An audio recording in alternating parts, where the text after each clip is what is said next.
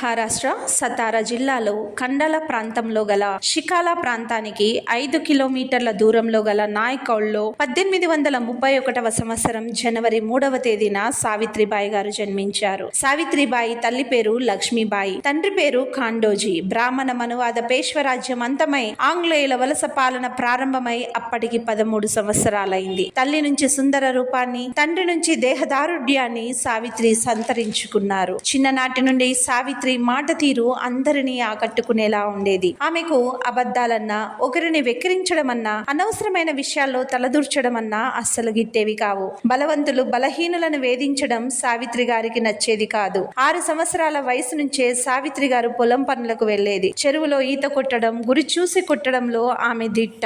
సావిత్రి చాలా చురుకైన అమ్మాయి. ఒకరోజు సావిత్రి గారు షికాలా గ్రామ బజారుకు వెళ్లి కొన్ని చిరుతిండ్లు కొనుక్కొని తింటున్నారు. ఆ సమయంలో కొంతమంది క్రైస్తవ మిషనరీస్ ఒక చెట్టు కింద కూర్చొని పాట పాడడం చూశారు. అటుగా వెళ్తున్న సావిత్రిని చూసి ఆ క్రైస్తవ మిషనరీస్ ఒక బుక్ తనకిచ్చి, నీకు చదువు రాకపోయినా పర్వాలేదు, ఇందులో ఉన్న బొమ్మల ఆధారంగా నువ్వు కథని అర్థం చేసుకోవచ్చని చెప్పారు. ఆ పుస్తకం తీసుకువెళ్లిన సావిత్రి తన తండ్రికి చూపించింది. వెంటనే తన తండ్రికి ఆగ్రహం తెచ్చుకొని ఆ పుస్తకాన్ని దూరంగా విసిరేశాడు. సావిత్రి ఆ పుస్తకాన్ని తీసి భద్రంగా దాచారు. ఎప్పటికైనా ఆ పుస్తకాన్ని చదవాలని నిర్ణయించుకున్నారు. తరువాత జ్యోతిరావు గారితో వివాహ అనంతరం తన సామాన్లతో పాటు ఆ పుస్తకాన్ని కూడా తీసుకువెళ్లారు. ఆ తర్వాత తను చదువు నేర్చుకొని ఆ పుస్తకాన్ని కూడా చదివారు. అంతటి పట్టుదల గలవారు సావిత్రి. ఆ తర్వాత పుస్తకాన్ని పారేశారు. ఆనాటి సమాజం 6 ఏళ్ల అమ్మాయికి 10 ఏళ్ల అబ్బాయిలకు పెళ్లి కాకపోతే ఆ కుటుంబాన్ని చిన్నచూపు చూసేది. తప్పనిసరి పరిస్థితుల్లో 9 సంవత్సరాల వయసు గల సావిత్రిని 12 సంవత్సరాల గల జ్యోతిరావు గారికి ఇచ్చి వివాహం చేశారు. జ్యోతిరావు గారింట్లో జ్యోతిరావు గారు తన తండ్రి మాత్రమే ఉండేవారు. ఆడదిక్కులేని ఆ ఇంటి బాధ్యతలన్నీ సావిత్రి గారి భుజాలపైన పడింది. జ్యోతిరావు గారి తండ్రి గోవిందరావు గారికి ఇతరులు వండిన ఆహారము సహించేది కాదు. అందుకే గోవిందరావు గారు స్వయంగా వంట చేసుకునేవారు. వారు వండిన ఆహారం తండ్రి కొడుకులు తినేవారు. ఆర్థిక పరిస్థితులు బాగోలేని కారణాన గోవిందరావు జ్యోతిరావు గారిని పాఠశాల మాన్పించి పొలం పనులకు పంపేవారు. రోజంతా జ్యోతిరావు పులే కూలి చేసేవారు. చిన్న వయసులో తల్లిని కోల్పోయిన జ్యోతిరావు గారు తన సహోదరి వరుస అయిన సుగుణాబాయి ఇంటికి భోజనానికి వెళ్తుండేవారు. 2 సంవత్సరాల వయసులో జ్యోతిరావు గారి ఆలనా పాలన చూసేందుకు ఆ సమయంలో తన తల్లి లేదు. అటువంటి సమయంలోనే సుగుణాబాయి ఒక తల్లిలాగా జ్యోతిరావు గారిని ఆదరించారు. సుగుణాబాయిని జ్యోతిరావు అమ్మా అని సంబోధించేవారు. సుగుణాబాయి జ్యోతిరావుకి రాయడము మరియు చదవడము నేర్పించారు. సుగుణాబాయి సలహా మేరకు సావిత్రిని ఇంటికి తీసుకుని వచ్చారు. సావిత్రి ఇంటి పనులు ముగించుకొని పొలం పనులకు కూడా వెళ్లేవారు. సుగుణాబాయి స్ఫూర్తితో సావిత్రిబాయికి చదువు పట్ల మరియు సమాజ సేవ పట్ల ఆసక్తి పెరిగింది. 1842 లిజిట్స్ ఆఫ్ సానుభూతి సహాయం పేరుతో ఫూలే గారు మళ్లీ స్కూల్ కి వెళ్లి చదువుకోవడం, ఇంగ్లీష్ నేర్చుకోవడం మొదలు పెట్టారు. సావిత్రి గారిని కూడా చదువుకోవడం కోసము ఎంతో ప్రోత్సహించారు ఫూలే గారు. స్వయంగా ఫూలే గారు తన భార్య అయిన సావిత్రి గారికి చదువు నేర్పించడం ప్రారంభించారు. సావిత్రి గారు నెమ్మదిగా రాయడం, చదవడం నేర్చుకున్నారు. అలాగే ఆంగ్లం కూడా నేర్చుకున్నారు. సావిత్రి గారు అక్షరాస్యులుగా మారడం తన జీవితంలో ఒక గొప్ప మలుపు. భావి భారతానికి సరైన మార్గం చూపించగల ఒక విప్లవ శ్రీమూర్తిగా సావిత్రి గారు చరిత్రను మార్చగల శక్తి తన చదువు నేర్చుకోవడం ద్వారా జరిగింది. 20 సంవత్సరాల వయసులో జ్యోతిరావు పులే మెట్రికులేషన్ పూర్తి చేశారు. ఒక మిత్రుడి సహాయంతో పూణేలోని బుధవారంపేట నివాసి గృహంలో ఒక బాలికా పాఠశాలను 1848 జనవరి 1న ఫూలే గారు ప్రారంభించారు. బాలిక విద్య కోసం భారతదేశంలో మొట్టమొదటిగా స్థాపించిన పాఠశాల ఇదే. ఈ పాఠశాలలో ముఖ్య ఉపాధ్యాయురాలిగా సావిత్రిబాయి ఫూలే గారిని నియమించబడ్డారు. ఈ విధంగా భారతదేశపు తొలి మహిళా ఉపాధ్యాయురాలిగా సావిత్రిబాయి ఫూలే చరిత్రకెక్కారు. పాఠశాలను స్థాపించేందుకు నిర్వాహకులు అనేక శ్రమలను ఎదుర్కొన్నారు. కానీ సావిత్రి గారు అంతకంటే ఎక్కువ శ్రమలను పాఠశాలకు వెళ్లి పాఠాలు బోధించడానికి ఎదుర్కొన్నారు. ఆమె పట్ల చాలా మంది అసభ్యంగా ప్రవర్తించేవారు. ఆ పాఠశాలను ఆపడానికి అనేక మంది కుతంత్రాలు చేశారు. ఆ బాలిక పాఠశాలకు తమ కూతుళ్లను పంపేందుకు తల్లిదండ్రులు నిరాకరించేవారు. ఆ కాలంలో చదవడం, రాయడం, నేర్చుకోవడం అంటే చెడిపోవడానికి తొలిమెట్టుగా భావించేవారు తల్లిదండ్రులు. ఆడపిల్లలు చదువుకోవడం వలన ధర్మ భ్రష్టత కలుగుతుందని ఉందని భావించేవారు. ఇటువంటి ప్రతికూల పరిస్థితుల్లో సావిత్రి గారు ముందుకు సాగారు. సాంప్రదాయవాదుల, బ్రాహ్మణవాదుల అవహేళన నడుమ సావిత్రి గారు ధైర్యంగా ముందుకు నడిచారు. జ్యోతిరావు పులేకు పూణేలో మిత్రులుండేవారు. వారి ఆడపిల్లలను పాఠశాలకు తీసుకువచ్చి చదివించాలని నిర్ణయించుకున్నారు. ఆ బాలికలకు మిఠాయిలు ఇచ్చి ఆటపాటలను నేర్పించేవారు సావిత్రి గారు. అలా ఆ బాలికలకు సావిత్రి గారంటే ఎనలేని ప్రేమ, అభిమానం. అలా ఆ బాలికల ప్రేమను సంపాదించిన సావిత్రి గారు ఆ బాలికలకు చదువును నేర్పించి వారిని ఉన్నతంగా తీసుకురావాలని ఆశించేవారు. బాలికల మానసిక వికాసాలను పెంపొందించేవారు. ఏ బాలికైనా పాఠశాలకు రాకపోతే సావిత్రి గారు వారి ఇంటికి వెళ్లి ఎందుకు రాలేదు అనే కారణం కనుక్కునేవారు. బాలికల ఆరోగ్య రీత్యా చాలా రెస్పాన్సిబిలిటీగా ఉండేవారు సావిత్రి గారు. మరోపక్క పాఠశాలలను ఆర్థికంగా నిలబెట్టాలని కృషి చేసేవారు. సావిత్రి గారు చేసిన ఈ కృషి బహుజనుల మనస్సును గెలుచుకుంది. ఉపాధ్యాయురాలిగా ఆమె ఖ్యాతి ఉన్నత శిఖరాలకు వెళ్ళింది. ఆ పాఠశాల బాలికల సంఖ్య 50కి పెరిగింది. అందులో 10 మంది బ్రాహ్మణ, 6 మరాఠీ, 2 చమర్ బాలికలు, 1 మాతంగ బాలిక, 1 మాలి బాలిక, 1 జుల్హా బాలిక, 1 సాలి బాలిక ఉండేవారు. ఆ పాఠశాలకు బుధవారంపేట, శనివారంపేట, సదాశివంపేటకు చెందిన బ్రాహ్మణ బాలికలు ఉండేవారు. 1849 బాలికల సంఖ్య 70కి పెరిగింది. అలా ఆ పాఠశాలలో మరో 2 ఉపాధ్యాయులు అవసరమయ్యారు. 1848 నుండి 1851 సంవత్సరాలలో పూణే పరిసర ప్రాంతాలలో బాలికల పాఠశాలలను బూలే స్థాపించారు. 1851 సంవత్సరం జూలై 3వ తేదీన బుధవారంపేట బస్తీలో అన్నా సాహెబ్ సిప్లంకూరు ఇంటిలో మరో బాలికల పాఠశాలను స్థాపించారు.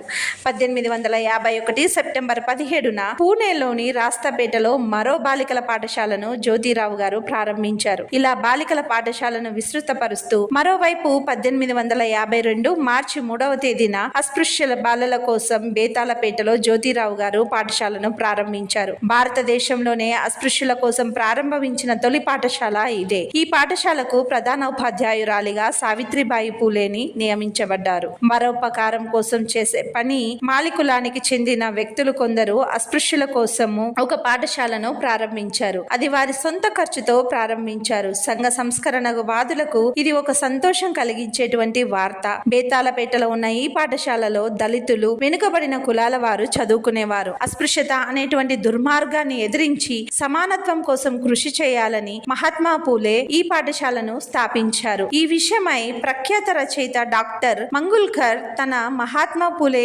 సంశోధన్ అనే పుస్తకంలో భారతదేశంలోని ఆధునిక కాలంలో అస్పృశ్యత జాతి కోసం, వారి ముందడుగు కోసం చేపట్టిన సాహసోపేతమైన విప్లవ చర్య ఇది. మహాత్మా ఫూలే మరియు ఆయన భార్య సావిత్రిబాయి ఫులే ఇద్దరు కూడా స్వార్థమెరుగని నిరాడంబర వ్యక్తులు. సావిత్రిబాయి గారు ఖాదీ దుస్తులనే ధరించేవారు. శుభకార్యాలకు కూడా తను ఖాదీ దుస్తులతోనే వెళ్లేవారు. 1920వ సంవత్సరం నుంచి భారతదేశంలో ఖాదీ ఉద్యమం ప్రారంభమైందని మనలో చాలా మందికి ఒక అపోహ ఉండేది. కానీ అంతకు ముందే ఖాదీని మాత్రమే ధరించాలని సావిత్రి గారు ముందడుగు వేశారు. సావిత్రి గారు మహిళల్లో చైతన్యం రావాలని ఒక మహిళా సేవా మండలిని ప్రారంభించారు. అంటరానితన నిర్మూలన, స్త్రీల సమస్య పరిష్కారం కోసం భారతదేశంలో స్థాపించిన తొలి మహిళా సంస్థ ఇది. 1952లో సావిత్రి గారు తిలక్ గుండ్ సమారోహ్ అని ఒక సంస్థను ప్రారంభించారు. ఈ సంస్థ యొక్క ముఖ్య ఉద్దేశం 1952 జనవరిలో తిలక్ గుండ్ సమారోహ్ అనేటువంటి సంస్థను సావిత్రి గారు ప్రారంభించారు. జనవరి 14న మకర సంక్రాంతి సందర్భంగా మహారాష్ట్ర ప్రజలు ఒకరికొకరు శుభాకాంక్షలు తెలుపుకోవడం ఈ తిలక్ గుండ్ సమారోహ్ యొక్క ముఖ్య ఉద్దేశం. సావిత్రిబాయి ఫులే తమ స్థాపించిన పాఠశాలల మంచి చెడులు గమనిస్తూ ఉండేవారు. 1853 అక్టోబర్ 12న అన్ని పాఠశాలలకు కలిపి ఒక బహుమతి వేడుక సభను సావిత్రి గారు నిర్వహించారు. ఈ వార్త జ్ఞానోదయ పత్రికలలో ప్రచురితమైంది. ఈ బహుమతి వేడుక ఆనాటి సంస్కరణవాదులకు ఎంతో ఉత్సాహాన్ని కలిగించింది. పుణేలోని ఇండో యూరోపియన్ పెద్దలతో సభస్థలి నిండిపోయింది. అన్ని పాఠశాలల బాలికలు సభకు హాజరయ్యారు. సుమారు 2000 మంది కూర్చోగా మరో అనేక వేల మంది వెలుపల సభను గమనిస్తూ ఉన్నారు. పుణేలో అంత గొప్ప సభ జరగడం అదే మొదటిసారి. సావిత్రి గారి స్వభావం చాలా గొప్పది. దృఢమైన నిశ్చయముతో తాను తీసుకున్న నిర్ణయాలు అమలు చేసే ఉన్నతమైన వ్యక్తిత్వం కలవారు. విషమ పరిస్థితుల్లో కూడా బెదరకుండా ధైర్య సాహసాలను ప్రదర్శించడం ఆమె నైజం. ఒక్కొక్కసారి పోకిరీల అసభ్యకరమైన వేధింపులకు తలగ్గకుండా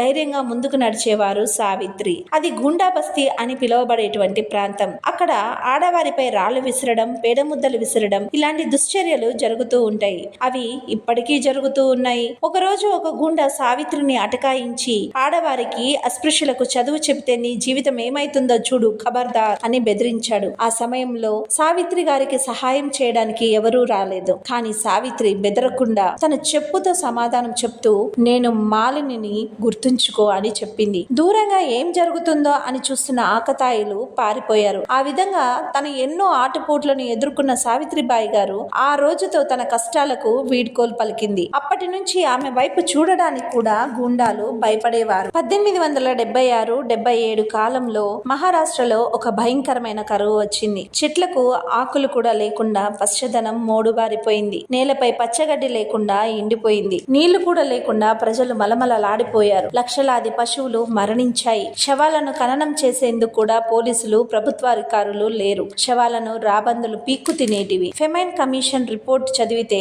నాట కరువు వికృత రూపం మనకు అర్థమవుతుంది. ఇటువంటి ఘోర దృశ్యాలను చూసి సామాజిక కార్యకర్తలు చలించిపోయారు. మహాత్మారావు ఫులే, రావు బహదూర్ ఒఖాండే, గణపతిరావు జోషి, రావు బహదూర్ దేశ్ముఖ్ తదితర నాయకులు కరువు బారు పడిన ప్రజలను ఆదుకునేందుకు నడుం బిగించారు. ప్రభుత్వాధికారులకు, ఉన్నతాధికారులకు టెలిగ్రామ్లను పంపి వారి దృష్టి అంతా ఇటు మళ్లించారు. వారి కృషి ఫలితంగా డక్కన్ అగ్రికల్చర్ యాక్ట్ వంటి చట్టాలు రూపొందించబడ్డాయి. మహాత్మా ఫూలే గారు ఇటువంటి కరువు పరిస్థితుల్లో అన్ని చోట్ల భోజన కేంద్రాలను ఏర్పాటు చేశారు. అన్నదానాన్ని కొనసాగించారు. ఈ సమయంలో సంతు తుకారాం కూడా ప్రధాన పాత్రను వహించారు. తన పొలంలో పండిన ధాన్యాన్ని పేదలకు పంచిపెట్టారు.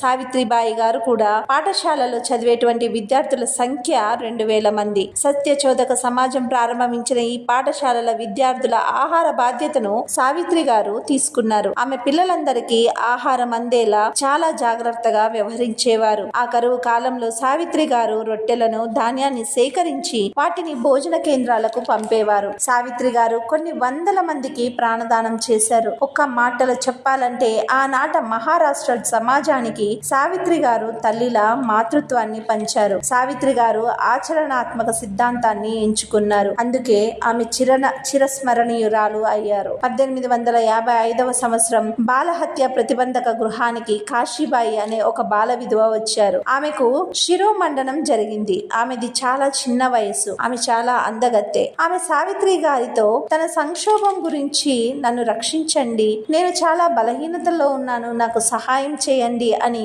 సావిత్రిబాయికి మొరపెట్టుకున్నారు. అప్పుడు కాశీబాయి గర్భవతి. ఆమెకు అతి కష్టం మీద పురుడు పోశారు. చక్కటి బిడ్డ పుట్టారు. సావిత్రిబాయి గారు కాశీబాయిని పరామర్శించారు. కాశీబాయి సావిత్రిబాయికి ధన్యవాదాలు తెలిపారు. కాశీబాయి తన ఇంటికి తిరిగి వెళ్ళడానికి నిరాకరించారు. తనని తన ఇంట్లో వారు ఆదరించరని ఆమె భయాన్ని వ్యక్తం చేశారు. ఈ విషయంపై సావిత్రిబాయి కాశీబాయికి అండగా ఉంటాననేటువంటి భరోసానిచ్చారు. వెంటనే ఆమె ఏడుస్తూ తన బిడ్డను సావిత్రిబాయి గారికి ఇచ్చి ఆ బిడ్డ బాధ్యతను చూసుకోమని ప్రాధేయపడింది. సావిత్రి గారు ఏమాత్రం ఆలోచించకుండా ఆ బిడ్డను స్వీకరించి బిడ్డకు యశ్వంత్ అని పేరు పెట్టారు. ఆ బిడ్డని చాలా గొప్పగా చదివిచ్చారు. ఆ బిడ్డను తన బిడ్డగా పెంచారు. పెరిగి పెద్దవాడైన యశ్వంత్ డాక్టర్ అయ్యాడు. ఆ తర్వాత మాలి కులానికి చెందినటువంటి ప్రముఖుడు జ్ఞానవ హర్ష్ణ గారు శశనైన్ కుమార్తె రాధాబాయితో అతనికి వివాహమైంది. 1889 ఫిబ్రవరి 4న యశ్వంత్ రాధాబాయిల వివాహం ఘనంగా జరిగింది. ఈ వివాహానికి సతారా, నాసిక్, కొల్హాపూర్, అహ్మదానగర్, మద్రాస్ నుంచి ఫూలే అభిమానులు పెద్ద ఎత్తున హాజరయ్యారు. 1890వ సంవత్సరం 63 ఏళ్ల వయసులో మహాత్మా ఫూలే మరణించారు. అప్పుడు సావిత్రి గారికి 60 సంవత్సరాలు.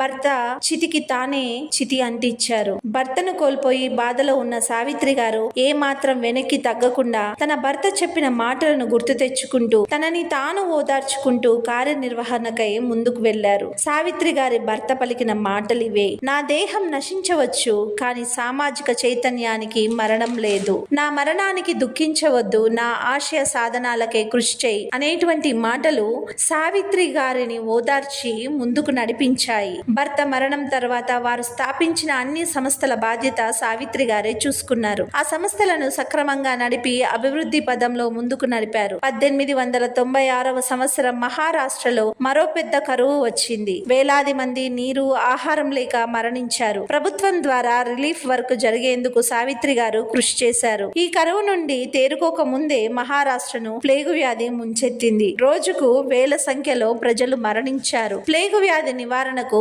ప్రభుత్వం ఎటువంటి చర్యలు తీసుకోలేకపోయారు. ప్లేగు వ్యాధిగ్రస్తులను గుర్తించి పిలిపించి వారిని ఇళ్ల నుంచి తొలగించేందుకు తెల్ల సిపాయిలను రంగంలోకి దించారు. ఇటువంటి భయంకరమైన సమయంలో సావిత్రి గారు చేపట్టిన కార్యనిర్వహణకు అక్కడ ప్రజలు ఈనాటికి చెప్పుకుంటూ ఉంటారు. విరామం ఎరుగని సేవాభావం వలన సావిత్రి గారు జ్వర పీడితులయ్యారు. తనని ప్లేగు వ్యాధి చుట్టేసింది. దాంతో 1897వ సంవత్సరం మార్చి 10వ తేదీన సావిత్రిబాయి గారు మరణించారు. సావిత్రిబాయి మరణంతో మహారాష్ట్ర ప్రభంజనం దుఃఖ సాగరంలో మునిగిపోయారు. ప్రేమ, అంకితభావం, కర్తవ్య దీక్ష, సామాజిక సేవతో సావిత్రిబాయి గారు ప్రజల హృదయాలను గెలుచుకొని చిరస్మరణీయురాలయ్యారు.